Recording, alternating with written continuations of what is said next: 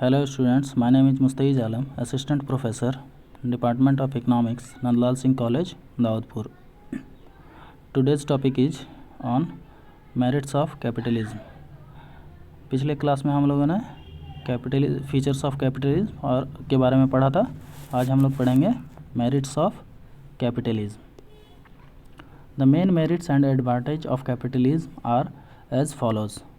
Number 1, production according to the needs and wishes of consumers. In a free market economy, consumer needs and wishes are the uppermost in the minds of the producers.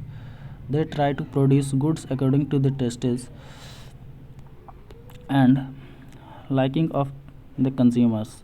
This leads to maximum satisfaction of the consumers as obtained from his expenditure on the needed goods.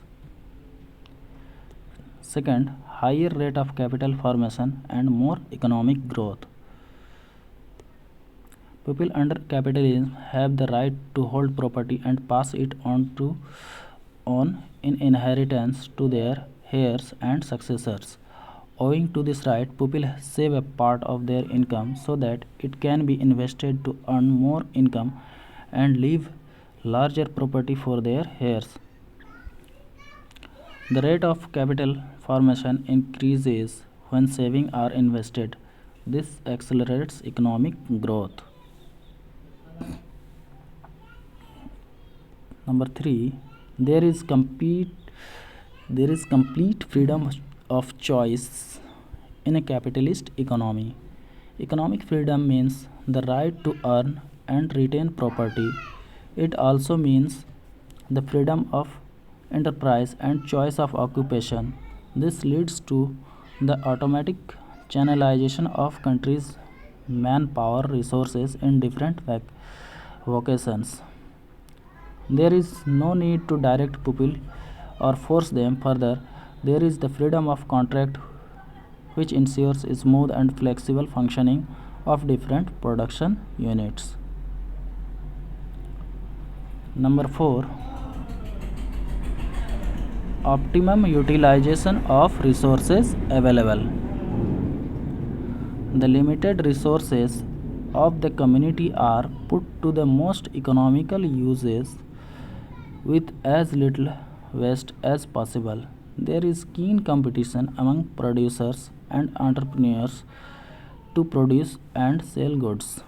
Every producer and entrepreneur try to use the productive resources at his disposal in the most economical manner in order to make maximum profit.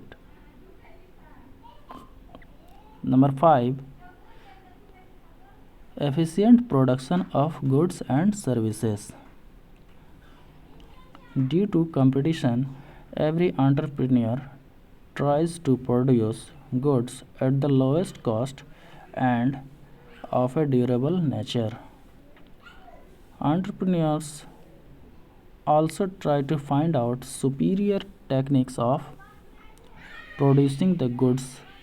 Consumers get the highest quality goods at the least possible cost because the producers are always busy in making their production methods more and more efficient.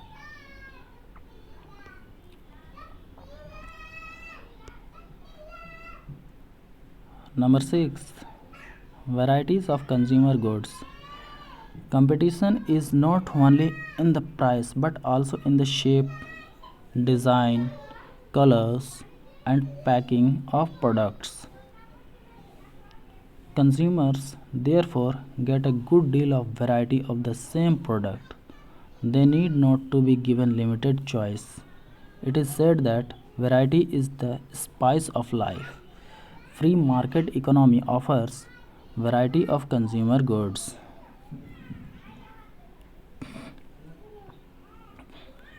Number 7, in a capitalism, there is no need of inducement or punishment for good and bad production. A capitalist economy provides encouragement to efficient producers.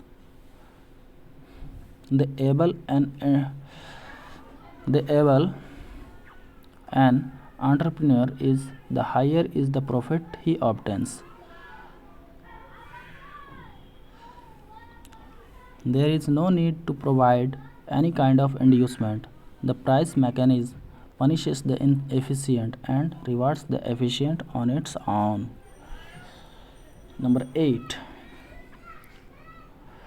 It encourages the entrepreneurs to take risks and adopt bold policies. Because by taking risks, they can make higher profits. Higher the risk, greater the profit. They also make innovations in order to cut their costs and maximize their profits. Hence, capitalism brings about great technological progress in the country. Number 9. It provides the best atmosphere for the inventions. Entrepreneurs are always on the lookout for new ideas to be applied to production. They try to beat each other in innovations. This leads to rapid expansion, greater employment, and income. The investments are suitably rewarded with their royalties through the copyright. Similarly, innovators enjoy the benefits of their research through the system of patents and trademarks. Number 10 and the last one, it provides a good deal of flexibility. This type of economy can automatically change with the circumstances. During wartime, market regulations are adopted to provide for the war machine. As soon as there is peace, the economy reverts to the free functioning of the market. So that's all in this lecture. We will continue in the next lecture about demerits of capitalism. Thank you.